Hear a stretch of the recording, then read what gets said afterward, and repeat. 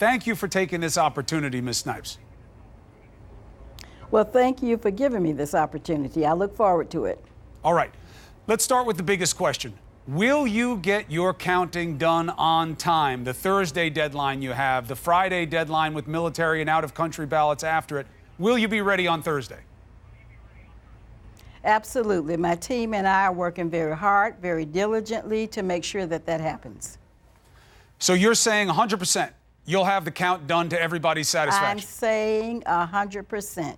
We All right. have a staff that's highly trained, they're capable, they're competent, and we've set the goal of making sure that all of our information is in according to the schedule. You have been cited, Ms. Snipes, as a problem in this process, that you're not doing the job with transparency and you're not doing it with the efficiency that gives confidence in the overall process. How do you respond?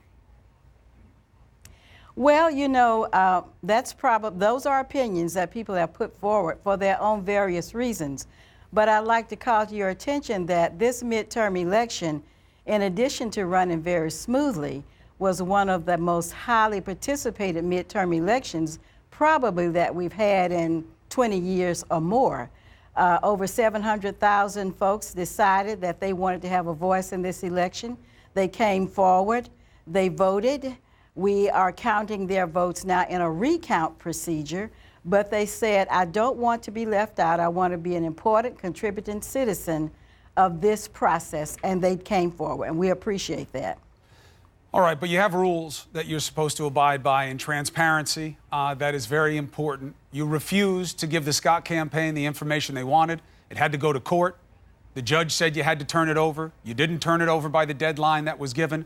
That is cast as a partisan spat, that you're doing that because you're a Democrat. How do you respond to that? Well, I was talking with a woman today as she came into our office, and she made some statement about a partisan statement, and she said, I know that you're a Republican. I said I have been a Democrat all my life. In this position, I have been very focused on party because I want to treat all of the voters in Broward County the same. And I think if you'd ask the voters, you'd find that I have that reputation. I don't have a reason to hold anything back, except that I don't want to give out information that's incomplete or incorrect at that particular time. So concerns, allegations that we are not transparent. There's one comment that my staff, and we work very closely together, always bring to my attention is that Dr. Snipes, you'll just take time to walk anybody through our election warehouse. I think that's very important because that gives those persons who take the time to come to us to see our operation a chance to see behind the scenes. And there's a lot that goes on behind the scenes to make an election possible, to make it efficient, and to make it something that voters want to participate in. And obviously we're doing that if over 700,000 participated in the midterm. Well, if it were that obvious, Rick Scott wouldn't have had to go to court, though, with all due respect, Doctor, right? I mean, he had to go to court to get this tour that you're saying you give to everybody for no reason. You wouldn't give it to him or his people. He had to go to court to get it. Fair criticism? No, it's not. No, it's not. We don't select who we give out information to. We give information to those persons who have requested it. And I believe the public records request says in a timely manner. And we attempt to do that, and we try to balance everything. We're finishing up one of the biggest elections, as I mentioned earlier, for the midterm. So we're trying to get everything complete. And as far as I know, we had a team working on that. Right. And I'm pretty sure that they got the information out. Now, after that, the central criticism comes to whether or not all the ballots that are supposed to be counted are, and whether or not ballots that should not be counted are being counted.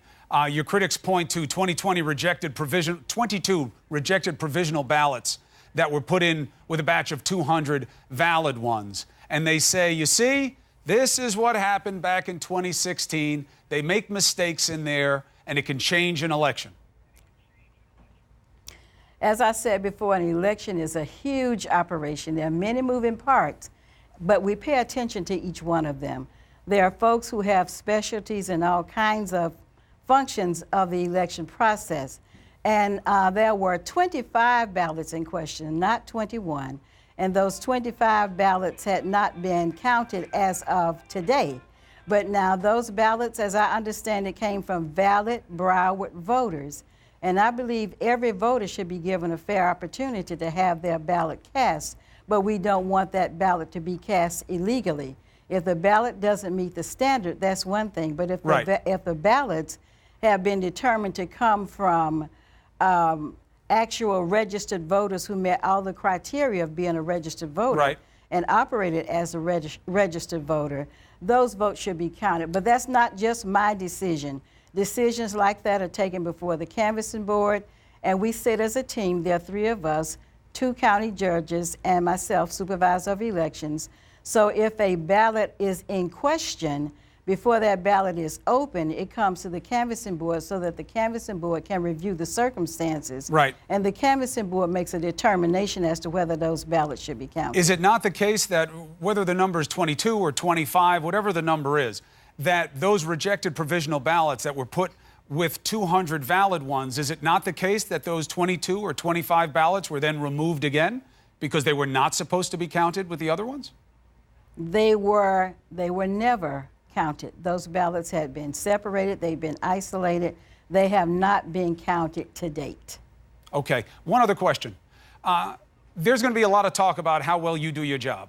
And you've talked about it. You've said, I'm going to stay here for the pendency of my term, or maybe I'll step down. We'll see what happens with the politics of it.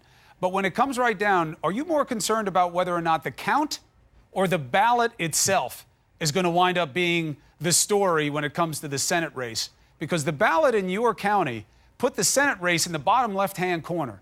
And it could be that one of the reasons you have all these undervotes in your county is because people didn't see the race because of the way the ballot was constructed. You know, our ballots are constructed by a state-approved ballot code. And when we put our ballot together, that's exactly what we utilize. And we also have representatives sitting alongside us to assist with the coding of the ballot to make recommendations for the ballot. We have a huge ballot. Our ballots were either 6 pages, 5 or 6 pages in length. And you have to be concerned about how it's going to appear to the voter, how it's going to be structured, and whether or not the voter is going to read everything that's important to making a selection. So I don't think there was anything wrong with the design of our ballot. We did create it according to the state's uniform ballot code, and that's a part of the uniformity process in our elections here in Florida. Well, we'll see how that goes, because undervotes are going to be an issue in that race. And obviously, as you know, it's not news to you that people are talking about how the ballot is constructed. Just to get you on the record with this while I have you, Dr. Snipes, and I'll let you go back to your work, which is clearly more important than media interviews. But if the pressure stays on you after this race, are you really thinking about resigning after the recount is over? As I told one of the reporters today, I'm thinking about many things. I've not made any decisions. Whatever I do, I will contemplate it very carefully and make what I think is the correct decision for me. All right. Brenda Snipes, I know these aren't comfortable questions for you, but the process matters so much. Confidence in it matters so much that we wanted the opportunity to let you answer for yourself and let people know what's going on. So thank you for taking the opportunity. Thank you. I appreciate it. Thank you.